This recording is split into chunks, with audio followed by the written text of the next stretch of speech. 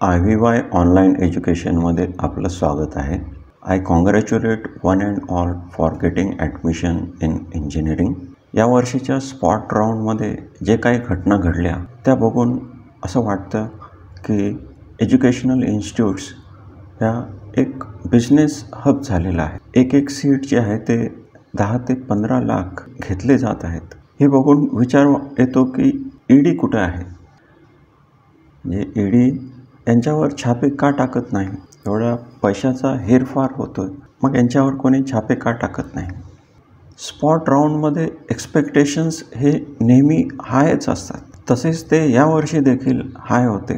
परंतु यावर्षी admission process delay झाल्यामुळे जे काही IIT NITची जी ॲडमिशन प्रोसेस आहे ती लवकर झाली आणि ज्या मुलांना IIT NITला जायचं होतं ते ऑलरेडी सुरुवातीलाच निघून गेले.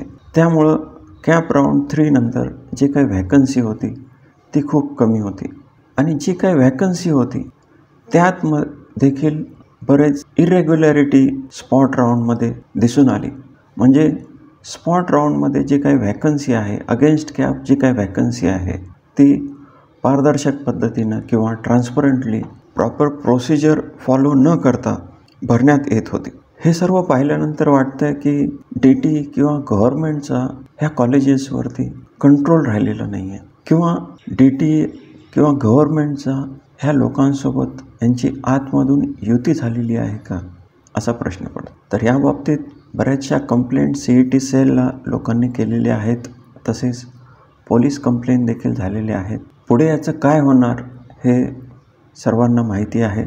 कारण आपण सर्व ऑर्गनाईज नसल्यामुळे याचा फॉलो कोणी घेणार नाही आणि हे जे आहे ते यावरती काही ॲक्शन होणार नाही. पण अशा घटना घडू नये यासाठी CET सेलने किंवा गव्हर्नमेंटने काय करायला पाहिजे याबद्दल एकदा बघूया. पहिलं ऑप्शन आहे कॅन्सल मॅनेजमेंट कोटा. म्हणजे जे काही मॅनेजमेंट कोटा आहे 20% मॅनेजमेंट कोटा आहे. CET सेल असं म्हणतं आहे की हे मॅनेजमेंट कोटा देखील मेरिटनुसार भरायला पाहिजे. मग हा मेरिटनुसारच भरायला पाहिजे तर हा कॅपमधनं का भरला जात नाही. मग एक तर मॅनेजमेंट कोटा पूर्ण कॉलेजच्या हातात द्या किंवा तो पूर्ण कॅपमध्ये घ्या. नसेल तर दुसरं ऑप्शन असं आहे की हे जे काही मॅनेजमेंट सीट्स आहेत त्या कॅप राऊंड चालू होण्यापूर्वीच भरल्या गेल्या पाहिजेत. म्हणजे कॅप राऊंड आपला चालू होण्यापूर्वी हे मॅनेजमेंट सीट कॉलेजेसनी भरायच्या आणि त्यामध्ये जर काही व्हॅकन्सी असेल तर त्या सर्व सीट जे आहे ते कॅपमध्ये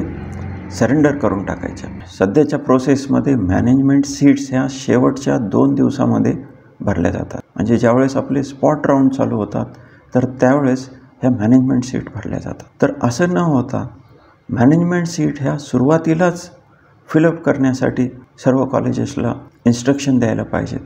सो दॅट शेवटी जे काही व्हॅकन्सी राहील ती प्युअरली अगेन्स्ट कॅप व्हॅकन्सी राहील आणि जे स्टुडंट मॅनेजमेंट ह्याच्यातनं ज्यावेळेस ॲडमिशन घेतील तर ते ॲटोमॅटिकली कॅपमधून बाहेर जातील. हे असं होत नसल्यामुळं हा सर्व गोंधळ होत आहे. त्यामुळं मॅनेजमेंट कोटा जर ठेवायचा असेल तर त्याला इन्स्ट्रक्शन टाकायला पाहिजे की त्या ज्या सीट्स आहेत ते कॅप राऊंड चालू होण्यापूर्वीच कॉलेजेसनी फ्रीज करायचे आहेत किंवा त्याची एंट्री जी आहे ते कंप्लीट करायची आहे. दुसरं ऑप्शन आहे की JEEच्या ज्या पद्धतीनं जोसा काउन्सिलिंग होते आणि मग ती जोसा काउन्सिलिंग झाल्यानंतर CSAB काउन्सिलिंग केली जाते.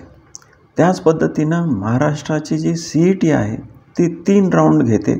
3 राऊंड झाल्यानंतर आणखी एखाद्या एजन्सीला पुढचे 1 किंवा 2 राऊंड घेण्यासाठी दिले पाहिजेत. सो दॅट पुढची जी व्हॅकन्सी आहे ती एखाद्या दुसऱ्या एजन्सीमार्फत ऑनलाईन पद्धतीनंच अशाच पद्धतीनं फिलअप केली जाईल. मग भलेही त्यासाठी ₹500 एक्स्ट्रा चार्जेस केले तरी सर्वजण द्यायला तयार होतील कारण ती ट्रान्सपरंटली केली जाणार आहे. आणि मग त्यानंतर जे काही सीट्स व्हॅकंट राहतील तर त्या स्पॉटमध्ये किंवा कॉलेजेसला फिलअप करण्यासाठी दिल्या जाऊ शकतात. आणि तिथं देखील CCTV कॅमेरा मॉनिटरिंग जे आहे ते आणि त्याचं रेकॉर्डिंग प्रत्येक कॉलेजेसनी मेंटेन करण्यासाठी कंपल्सरी करायला पाहिजे. आपण इतर सर्व ठिकाणी CCTV कॅमेराज लावतो परंतु जिथं स्पॉट राऊंडमध्ये एक सीट 10-15 लाखाला विकली जात आहे त्या ठिकाणी CCTV कॅमेराज नाही आहेत, तर कॉलेजेसला असे इन्स्ट्रक्शन द्यायला पाहिजेत की CCTV कॅमेऱ्याच्या मॉनिटरिंगमध्ये ही प्रोसेस जी आहे ते कंप्लीट करायची आहे आणि त्याची रेकॉर्डिंग देखील मेंटेन करून ठेवायची आहे. म्हणजे जे काही गैरप्रकार आहेत ते होणार नाहीत. अँड जे काही स्पॉटमध्ये ॲडमिशन होत आहेत तर त्याचा डेटा, म्हणजे ज्या विद्यार्थ्यांना स्पॉटमध्ये ॲडमिशन मिळत आहे त्याचा डेटा कॉलेजेसनी आपल्या वेबसाईटवरती वेळच्या वेळी डिस्प्ले करायला पाहिजे आणि तो अपडेट करत जायला पाहिजे.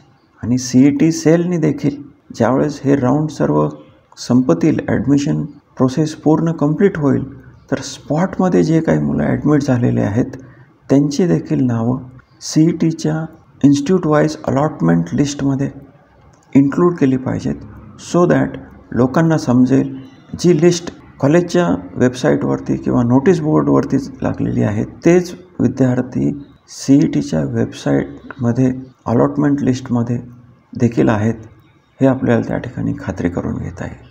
हे होत नसल्यामुळं बराचसा गोंधळ होतो आणि हे सर्व प्रकार जो आहे तो असा घडून येतो.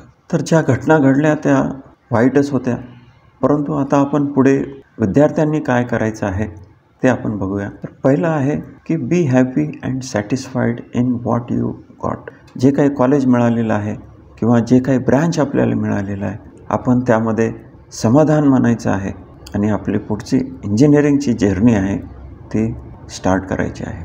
एखाद्या कॉलेजला ॲडमिशन मिळणे किंवा एखाद्या ब्रँचला ॲडमिशन मिळणे म्हणजेच आयुष्यामध्ये आपण सक्सेसफुल होणार आहे असं काहीही नाही.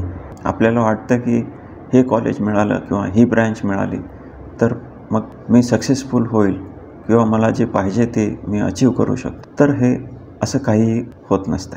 कितीतरी विद्यार्थी IITला लागून देखील त्यांना प्लेसमेंट मिळालेली नाही हे आपण न्यूजपेपरमध्ये बघतातच आहात. त्यामुळं आपलं जे काही एम आहे, आपलं जे काही गोल आहे लाईफमध्ये त्यावरती आपल्याला फोकस करायचं आहे. Nobody can stop you to fulfil your aim or गोल.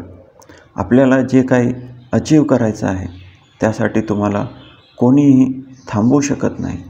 मग तुम्हाला त्या कॉलेजला ॲडमिशन मिळो अथवा न मिळो, एखादी ब्रँच आपली मिळाली अथवा न मिळाली ह्याचा काहीही फरक पडत नाही. कामयाबी के पीछे मत भागो, खुद को इतना काबिल बनाओ की कामयाबी खुद तुम्हारे पीछे आहे.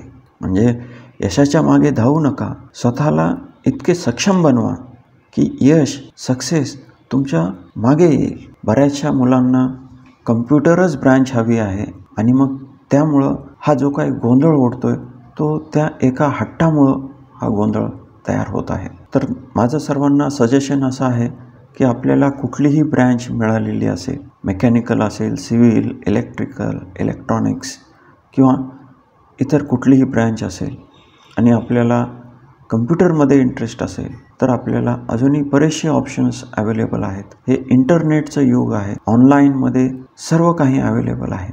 IITचे लेक्चर्स देखील ऑनलाईनमध्ये अवेलेबल आहेत. NPTEL प्लॅटफॉर्म आहे किंवा MOOCs प्लॅटफॉर्म आहे.